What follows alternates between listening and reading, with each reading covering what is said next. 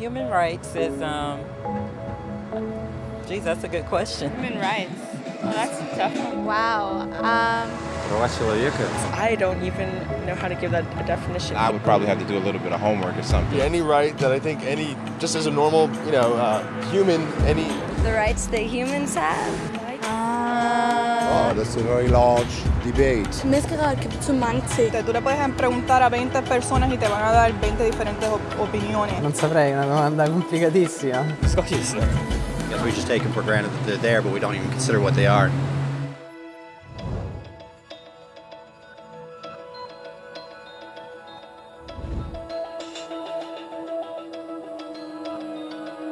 Los derechos humanos son los derechos que tienes simplemente por ser humano.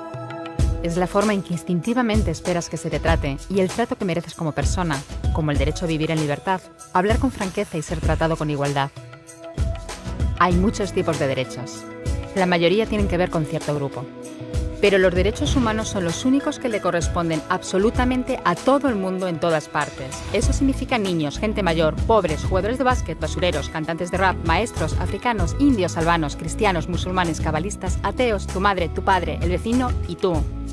Todos tienen los mismos derechos humanos exactos.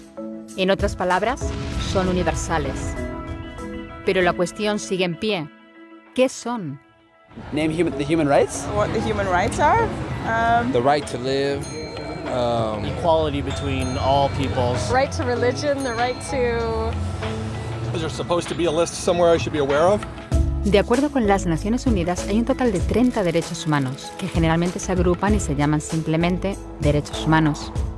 Se enumeran en la Declaración Universal de los Derechos Humanos, que es el documento sobre el tema más aceptado en el mundo. Pero llevó mucho tiempo para que llegaran. Al principio no había derechos humanos. Si estabas con la gente adecuada, estabas a salvo. Si no, no lo estabas. Pero entonces Ciro el Grande decidió cambiar todo eso. Tras conquistar Babilonia, hizo algo completamente revolucionario. Anunció que todos los esclavos podían irse en libertad.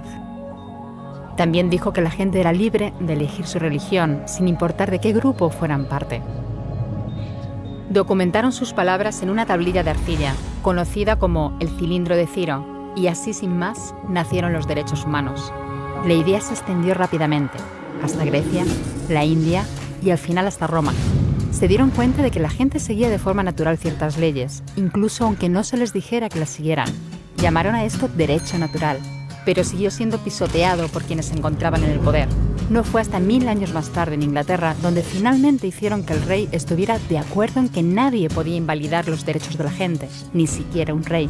Los derechos de la gente fueron finalmente reconocidos y estaban ahora a salvo de los que estaban en el poder. Hasta cierto punto. Todavía hizo falta que un grupo de rebeldes británicos declarara su independencia antes de que el rey entendiera que todos los hombres han sido creados iguales. Es decir, no es que a él le gustara la idea, sino que no pudo pararles, y así nació América. Los franceses siguieron inmediatamente con su propia revolución por sus propios derechos. Su lista era más larga e insistían en que esos derechos no eran solo inventados, eran naturales. El concepto romano de derecho natural se había convertido en derechos naturales. Por desgracia, no todo el mundo estaba tan entusiasmado. En Francia, un general llamado Napoleón decidió derrocar la nueva democracia francesa y se coronó a sí mismo emperador del mundo. Y casi tuvo éxito. Pero los países de Europa unieron fuerzas y lo derrotaron. Y los derechos humanos eran una vez más un tema candente. Se redactaron acuerdos internacionales garantizando ampliamente muchos derechos por toda Europa, pero solo a través de Europa. El resto del mundo de alguna forma todavía no cualificaba. En vez de eso fueron invadidos, conquistados y consumidos por los enormes imperios europeos. Pero entonces un joven abogado de la India decidió que ya había sido bastante. Se llamaba Mahatma Gandhi y frente a la violencia insistió en que toda la gente en la tierra tenía derechos. No solo en Europa. Al final, hasta los europeos empezaron a estar de acuerdo. Pero no iba a ser tan fácil. Habían estallado 2 guerras mundiales. Hitler exterminó a la mitad de la población judía de la Tierra en los horrorosos campos de muerte nazi. En total, 90 millones de personas habían muerto. Nunca los derechos humanos habían estado tan horriblemente cerca de la extinción. y nunca había estado el mundo tan desesperado por un cambio. De forma que los países de la Tierra hicieron causa común y formaron las Naciones Unidas. Su propósito básico era reafirmar la fe en los derechos humanos fundamentales, en la dignidad y el valor de la persona humana. ¿Pero qué eran los derechos humanos? ¿Eran las proclamaciones de Ciro? ¿El derecho natural de Roma? ¿Las declaraciones de Francia? Todo el mundo parecía tener una idea ligeramente distinta de lo que deberían ser los derechos humanos. Pero bajo la supervisión de Eleanor Roosevelt, finalmente se pusieron de acuerdo en una serie de derechos para absolutamente todo el mundo. La Declaración Universal de Derechos Humanos. El concepto francés de los derechos naturales se había convertido finalmente en los derechos humanos.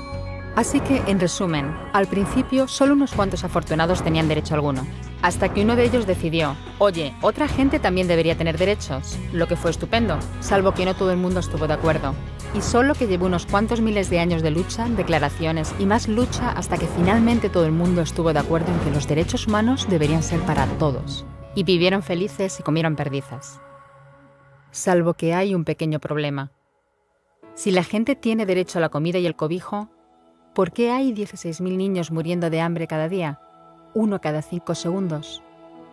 Si la gente tiene libertad de expresión, ¿por qué hay miles de personas en prisión por hablar claro? Si la gente tiene derecho a la educación, ¿por qué hay más de 1.000 millones de adultos incapaces de leer?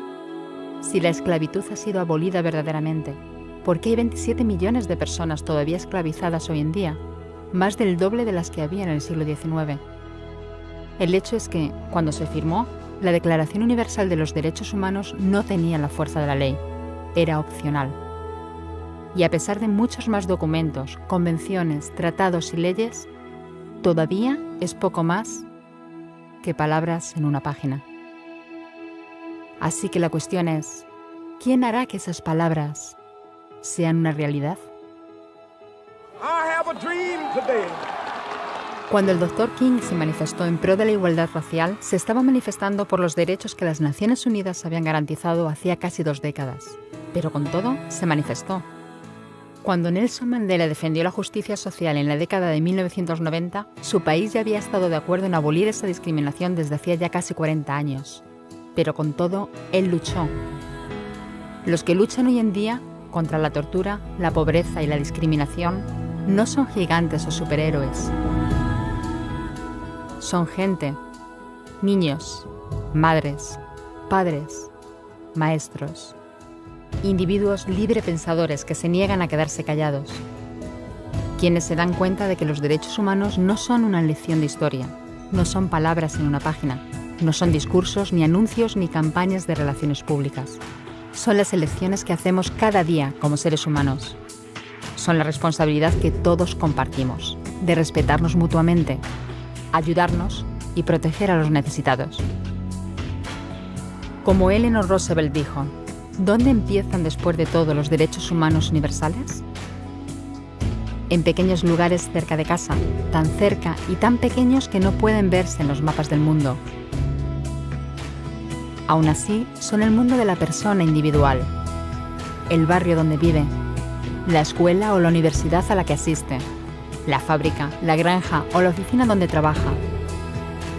Esos son los lugares donde cada hombre, mujer y niño buscan justicia igualitaria, igualdad de oportunidades, dignidad igualitaria sin discriminación. A menos que esos derechos tengan un significado ahí, tienen muy poco significado en cualquier otra parte.